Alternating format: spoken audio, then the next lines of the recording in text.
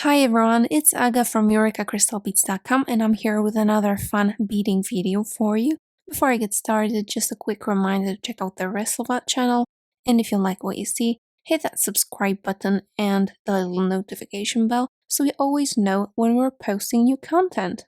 Welcome to Eureka's beginner guide to the peyote stitch. So this is not going to be a project video where I show you how to make a complete project. This is going to be a stitch video. And in this video, I'm going to tell you all I know and all the basic info about the peyote stitch. First, some theory about what it is, what beads you can use with it, etc.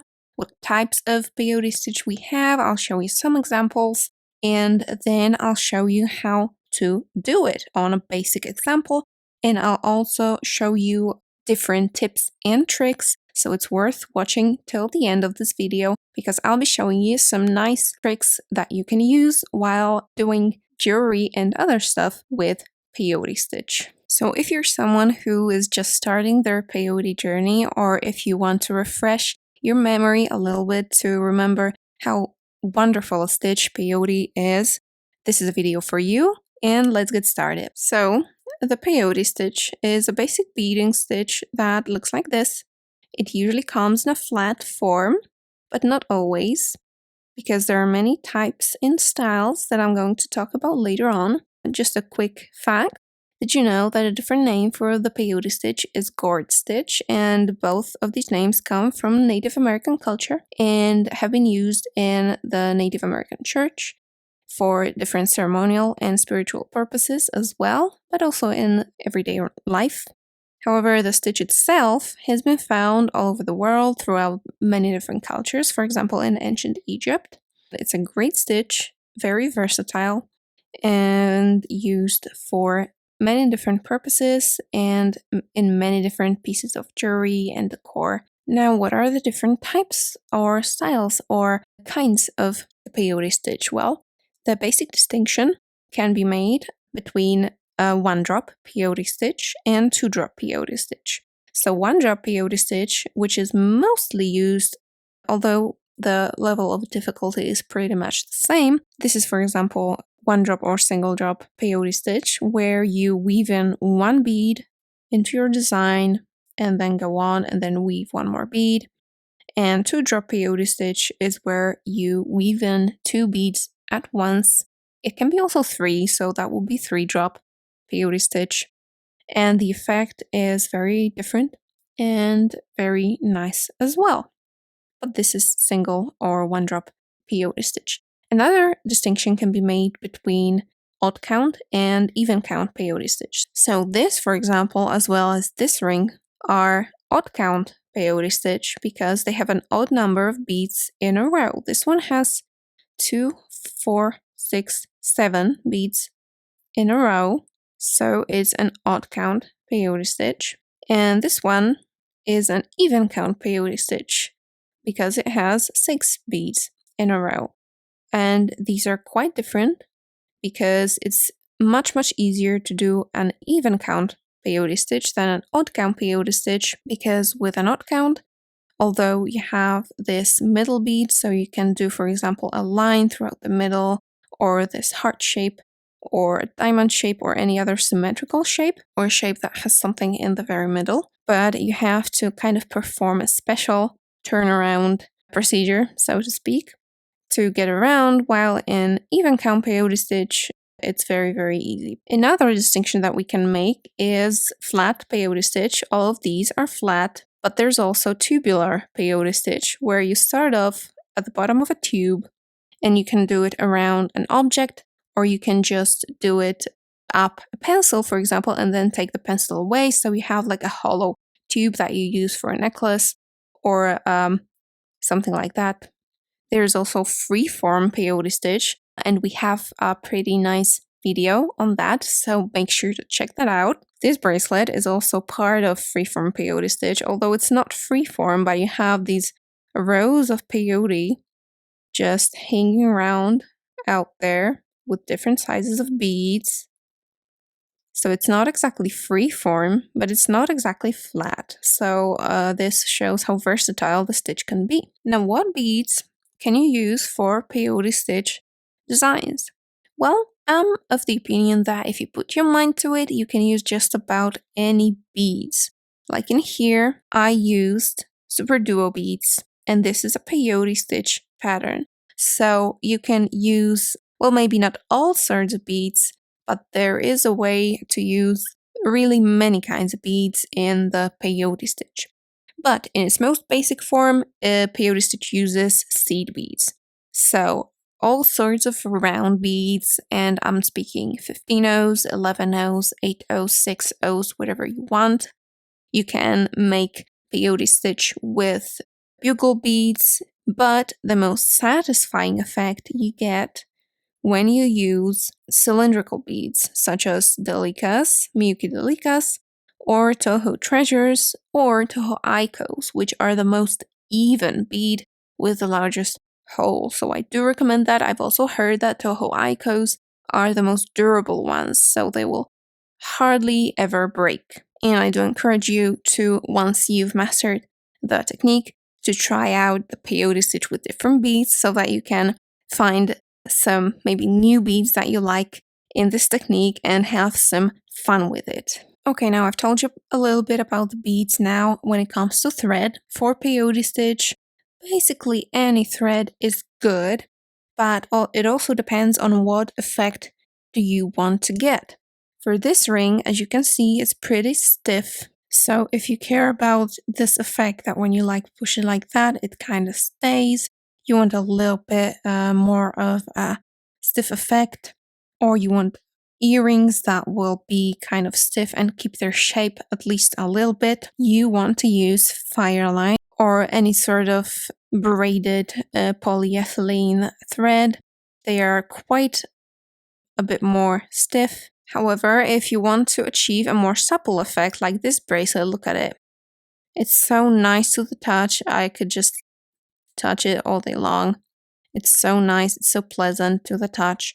And for this one, I used a very thin Nymo thread. So it's quite supple, and you would get a similar effect with 1G, although maybe this one has a little bit more wax on it. It's a little bit waxed. So maybe it wouldn't be that supple. It also depends on the beads that you use. The bigger the hole, the more supple it's going to be. And with KO, you will also get this effect, and it's also nice and silky and thin.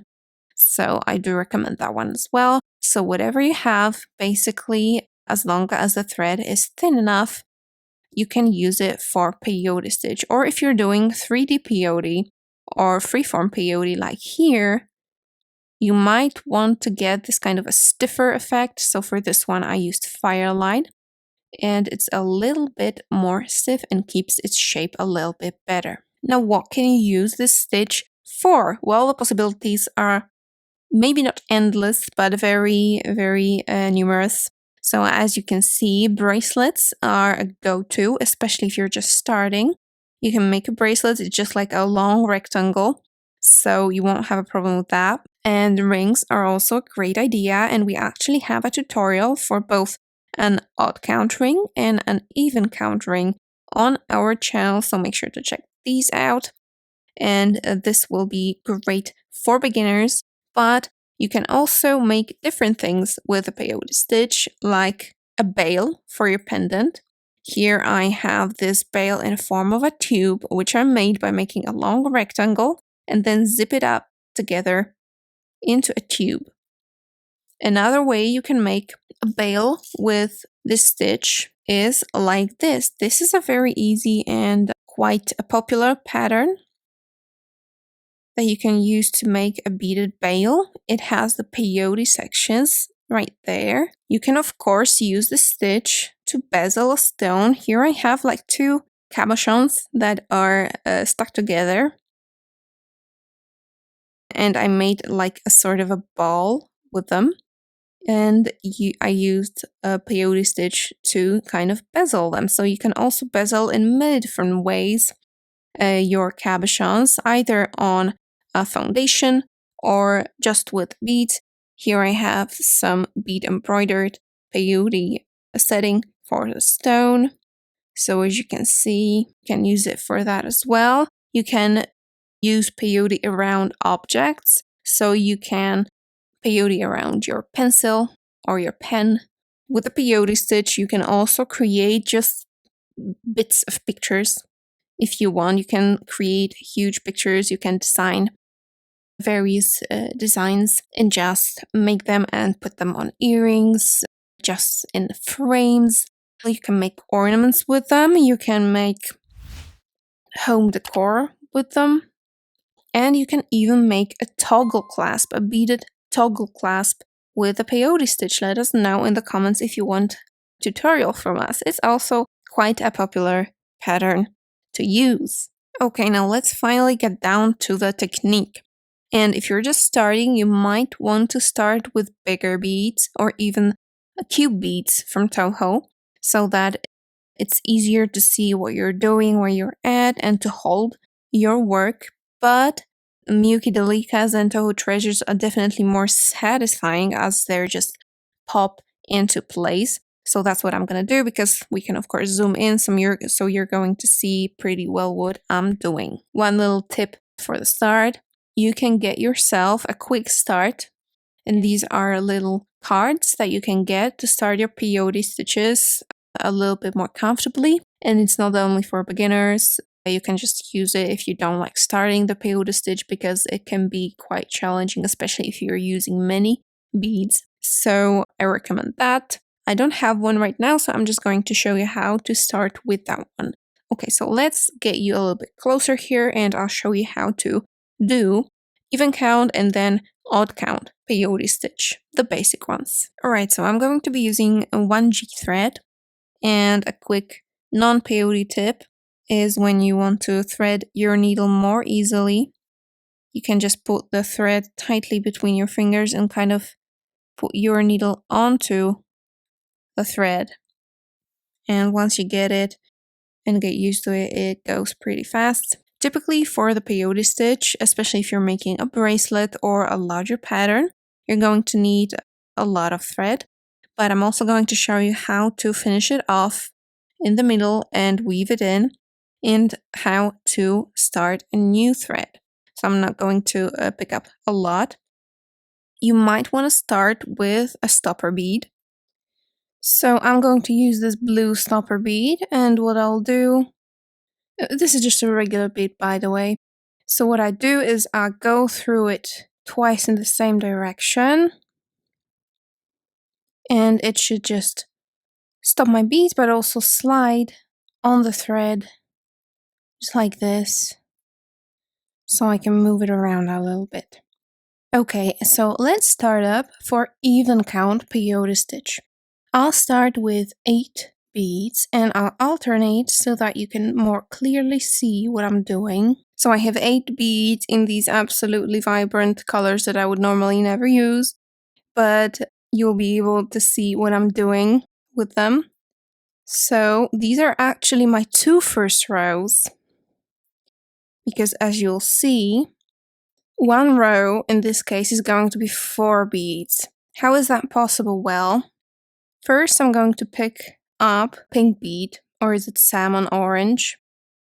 I'm gonna skip this last bead that I added here, and what I'll do is I'll go through this green bead.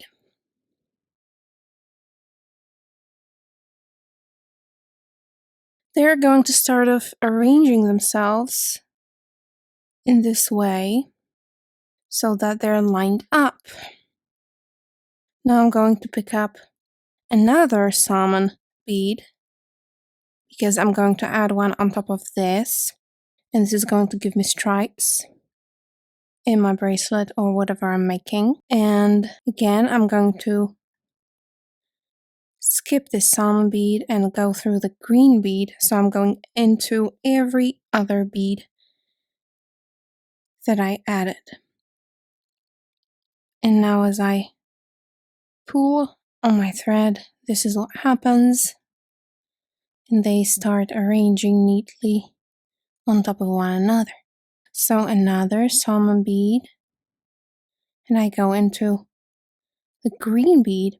So you can see why this is one drop, because I'm just adding one bead at a time.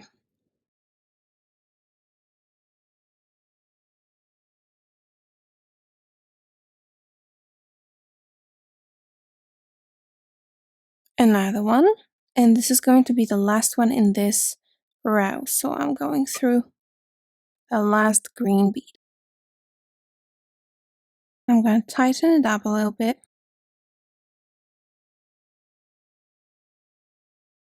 And this is what it looks like. That's the first 3 rows actually, because we have this row of the salmon pink here, then the green ones, and another row of salmon pink. And as you can see, there is 4 beads in each of the rows.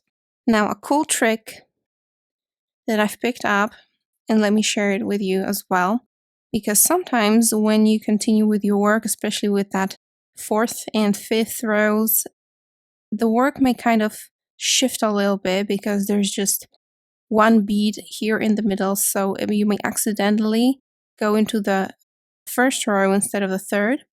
So what you can do to stabilize your work when you're just starting is to take a needle or a piece of wire, something that will fit into your beads, and just go through these first beads on the 1st row like this, and you have a kind of a stabilizing point, and your work won't kind of turn over as you work it. Now, the way I like doing it is working away from myself, so I'll just turn over this work like this, so that my thread is coming out of the bead and pointing down. And now I'm ready to start a new row of beads. And now I'm going to be adding a bead on top of this green bead. So in this pattern where I'm just doing stripes, I'm going to add a green one. So what I'll do is I'll go through this next pink one. And right now it's starting to get really easy because you just go into the beads that are kind of sticking out. Another.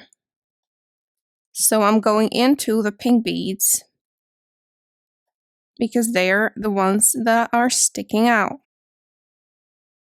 So pretty much the work is telling you where you should go. And here's another last bead in a row. Just like that. I'm going to turn it over again so that I can go up, sort of, so away from myself, and I will be adding pink ones. So as you can see, it's very easy. There's no like rocket science in it. And the longer your piece is, the easier it is, because later on you can just take off that needle that you put in there for stabilization and just hold on to your work as you go. Okay, so that's even count peyote stitch. It's very easy, as you can see, and what you're gonna get is just a long rectangle with stripes in it, because I went interchangeably with green and the salmon pink. Now I'm going to show you odd count peyote stitch. Okay, so I have a new thread on my needle. I have that stopper bead, and now I put on 9 beads on my thread, and we're gonna start exactly the same way as we did with the even count peyote stitch. So I'm skipping that first bead and I'm going into that second bead. Now another green one, and basically until the rest of the row you do the same, but at the end you'll get a little surprise, sort of, because we're not going to end in the same way because of the different number of the beads. So another single bead over here.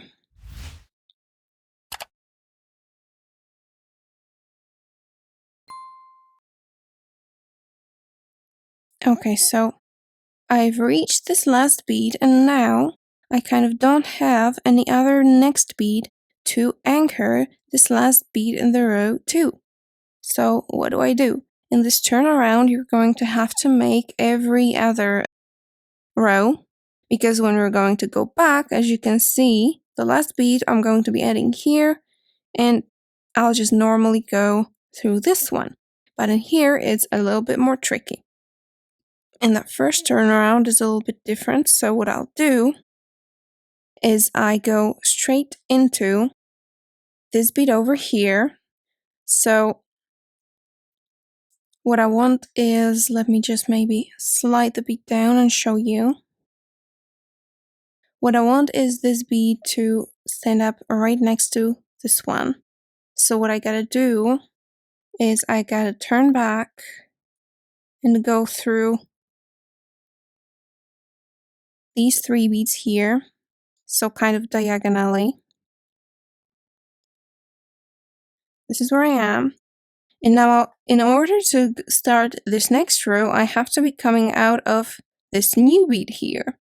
So what I do is I turn back again in here, diagonally over there, so that I come out of the bead that I was attaching this new bead to just a second ago.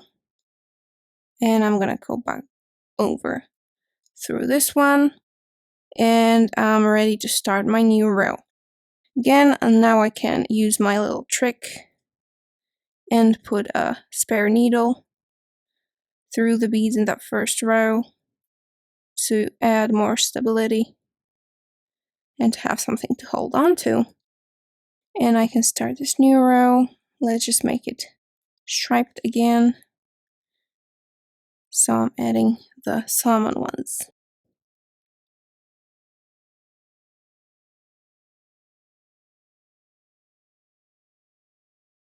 Okay, so the last bead in this row is a salmon one. And this looks just like an even count peyote stitch because I have that last bead that's poking out. That I can go through. And this is exactly what I do. Now I can turn it over to, again, work away from myself. And now, no problem, I can start my green row right away without turning or doing any special maneuvers. Alright, now I'll complete this row. And at the end, I'll show you again how to do the turnaround to start a new row.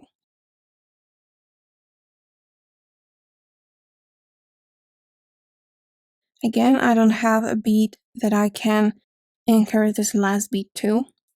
So what I have to do is, again, go through this one and go diagonally through the next bead over here.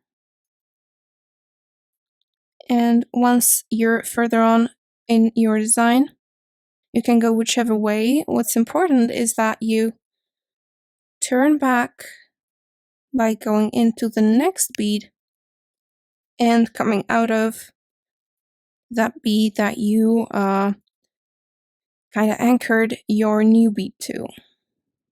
So just like this. And now I can go back through the bead that I just added. And I can turn over and start a new row. So as you can see, in this odd count peyote stitch, I start and end with the same color because it's an odd number of beads in the first initial row. And here I start with a different color that I end. And as you can see, at the start and end point, you have this kind of a jagged line a little bit, with some of the beads poking out and some being a little bit deeper down. And on the sides, you have a straight line, just like here. And another thing is that on this side here, you're going to see the thread. So the thread is visible in this stitch on the sides. So make sure to use a thread that matches your beads, unless you want a contrasting color, for example, just for the visual effect. But let me just make a little bit more of these swatches. and I'll show you a trick on how you can embellish your edges and hide the thread, but also add an extra visual layer to your work. Okay, so I have some 15-0s in here, and we're going to be making a picot edge in 2 ways. Alright, so I'm here ready to start a new row, but instead of starting it like normal, I'm first going to pick up a 15-0, and only then I'm going to bead for the new row. And I go in just like that, and what I have is a nice little picot on the edge, and the thread is not anymore exposed. Let me just get to the other side here.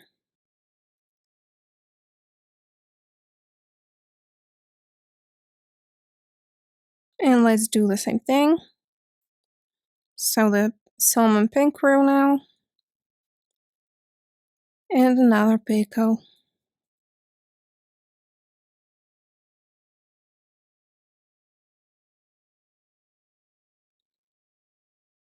Another one.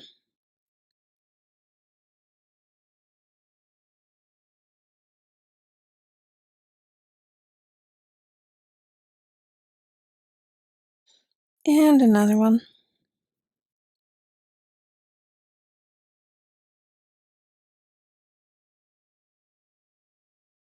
So as you can see, what you end up with is this nice picot edge, and the thread is no longer that visible. Okay, so what I did now is I added 2 extra rows, so there and back, so that I can show you a triple picot that we can add for a slightly different effect. So I'm picking up 3 15-0s, and this is even better with beads that are different in size, much different, because 15-0s and delicas or treasures are not that different, but this is what you get. This is a slightly larger picot, like a little triangle out there. In this, I'm only going to add every second row, meaning actually every 4th, technically. Just not on every turn, like every second turn. Oh, maybe like that, that's a better said. Because they're just a little bit larger and they just wouldn't fit one next to the other. So I can add one now with a salmon pink row. You can help them sort of a little bit so that they are tighter a little bit.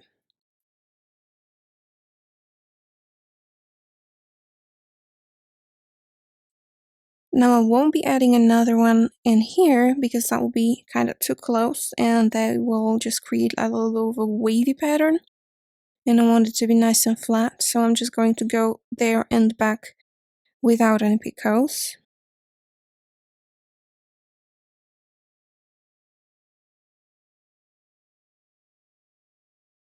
And now I'll add another pair. So like here and on the other side. So again, 3 15-0s. Right, as you can see, every second one is kind of optimal. They will be next to one another, and this thread in between these two middle green beads is not as visible anyway. So let me just do one more on the other side.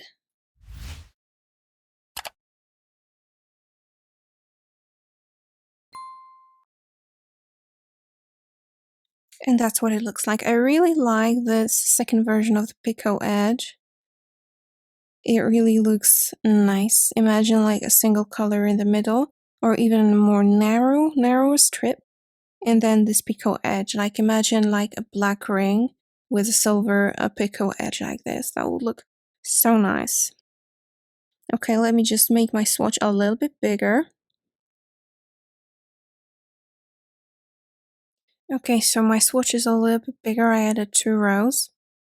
And now is actually a good moment to turn it into a tube, because you can very easily zip the 2 ends together and turn your peyote stitch rectangle into a tube. What you do is first you need to make sure that you're on the right row, so they have to kind of fit into each other, these ends. So this one starts off without a bead, sort of, so I would have to add a bead here, and over here you have that bead over there, so they will just seamlessly fit together. And it ends on a bead protruding. In here we have a little notch, a little hole where it will fit.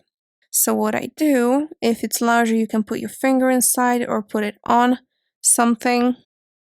Well, mine isn't large enough, so what I'll do is I just line up these two edges, and I'm gonna go back through the bead in the first row, the very first row, just as if it was a new bead that I want to add. And I'm gonna zip it up by connecting the beads that are protruding. So I'm connecting this first bead with this bead here, the next bead with the next bead in that last row, and the next bead with the next one, and the last pair.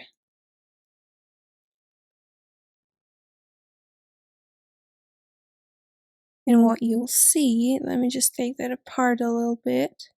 This is how they are connected, and they just like zip so nicely together. It's kind of seamless, and you can't see where you started, you can't see where you end. Now let me just move that stopper bead a little bit. So what you need to do is just close it up so these two beads are still not connected. So that's what I'm gonna do. And that at this point I'm going to show you how to finish a thread in peyote stitch. What you can do is you can of course tie your thread off, so kind of hook it onto some of the thread that you can find there and just go through a loop that is created and you have a knot. But another thing you can do is you can turn back and go diagonally through several beads. Like I'm gonna go through these 3 beads here, so I'm turning kind of back with my thread until it kind of hides in between the beads and you can't see it anymore. And then I'm gonna turn back again through a couple of beads. And basically that's absolutely enough because the thread is kind of interlocked in between the beads, and as it turns back, especially if you're using nylon thread such as Nymo or 1G or KO.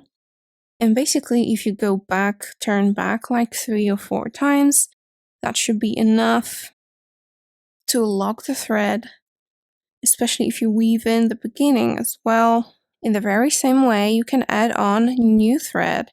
You can just weave it in, like turn back several times and then come out where you want it to come out and start adding new beads.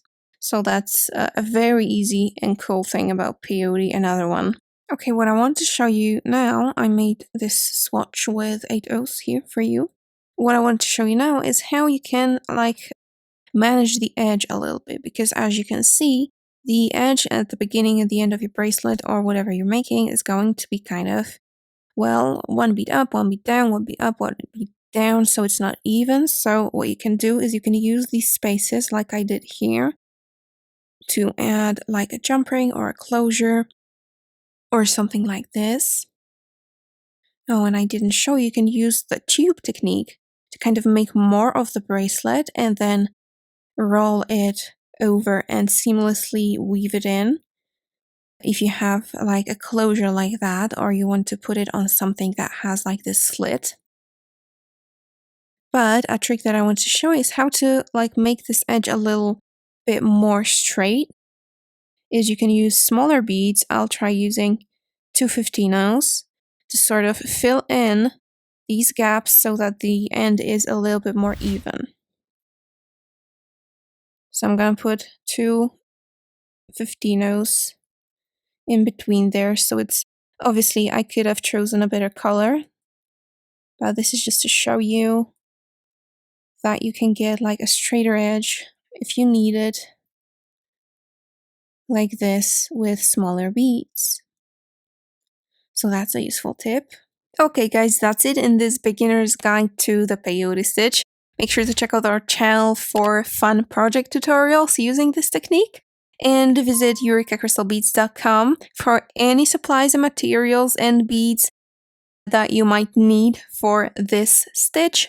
Thank you so much for watching and see you in the next one. Bye!